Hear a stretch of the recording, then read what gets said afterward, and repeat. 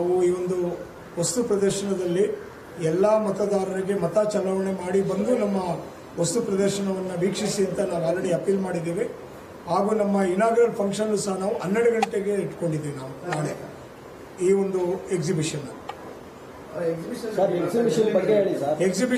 ಈ ಒಂದು ಎಕ್ಸಿಬಿಷನ್ ಬಂದು ಕೆಪ್ಲೆಕ್ಸ್ 24 ನಾಳೆ 26ರಿಂದ 30ರವರೆಗೂ ಬೆಂಗಳೂರು ಅಂತಾರಾಷ್ಟ್ರೀಯ ವಸ್ತು ಪ್ರದರ್ಶನ ಸ್ಥಳದಲ್ಲಿ ನಡೆಯಲಿದೆ. ಈ ವಸ್ತು ಪ್ರದರ್ಶನದಲ್ಲಿ 200ಕ್ಕೂ ಹೆಚ್ಚು ಅಂತಾರಾಷ್ಟ್ರೀಯ ಮಟ್ಟದ ಕೈಗಾರಿಕೋದ್ಯಮಿಗಳು ಅವರ ವಸ್ತುಗಳನ್ನು ಇಲ್ಲಿ ಪ್ರದರ್ಶನ ಮಾಡ್ತಾ ಇದ್ದಾರೆ. ಹಾಗೂ ಲೈವ್ ಆಗಿ ಸುಮಾರು ಒಂದು 20 ಮೆಷಿನ್ನು ಹಾಗೂ ತ್ಯಾಜ್ಯ ಬಳಕೆ ಬಗ್ಗೆ, ಪ್ಲಾಸ್ಟಿಕ್ ತ್ಯಾಜ್ಯ ಬಳಕೆ ಬಗ್ಗೆ ಸಹ ಲೈವ್ ಮೆಷಿನ್ಸ್ ನಾವಿಲ್ಲಿ ಡೆಮಾನ್ಸ್ಟ್ರೇಟ್ ಮಾಡ್ತಾ ಇದ್ದೀವಿ. ಈ ಒಂದು ಎಕ್ಸಿಬಿಷನ್ಗೆ ಕರ್ನಾಟಕದಿಂದ ಎಲ್ಲ ಕಾಲೇಜು ವಿದ್ಯಾರ್ಥಿಗಳನ್ನ, ಎಲ್ಲ ರೀತಿಯ ಗೌರ್ಮೆಂಟ್ ಏಜೆನ್ಸಿಗಳನ್ನ ನಾವು ಇನ್ವೈಟ್ ಮಾಡಿದ್ದೀವಿ.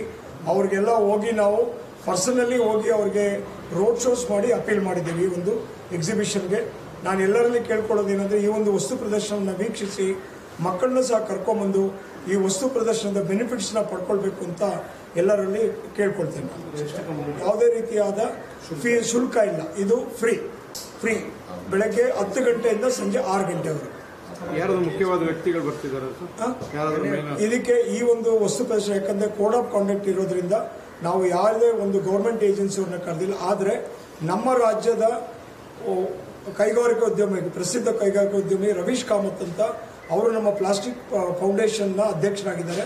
ಅವರನ್ನ ಇದಕ್ಕೆ ಮುಖ್ಯ ಅತಿಥಿಗಳಾಗಿ ನಾವು ಆಹ್ವಾನಿಸ್ತೀವಿ. ಕಾಸಿ ಅಧ್ಯಕ್ಷರು ಮತ್ತು FKC ಅಧ್ಯಕ್ಷರು ಇಬ್ಬರು ಸಹ ಬರ್ತಾ ಇದ್ದಾರೆ. ಎಷ್ಟು ಕಂಪನಿ ಭಾಗವಹಿಸಿದೆ? ಒಟ್ಟು 200 ಕಂಪನಿಗಳು ಭಾಗವಹಿಸ್ತಾ ಇದ್ದಾರೆ. Location BIC nice road, Madavara. Thank you.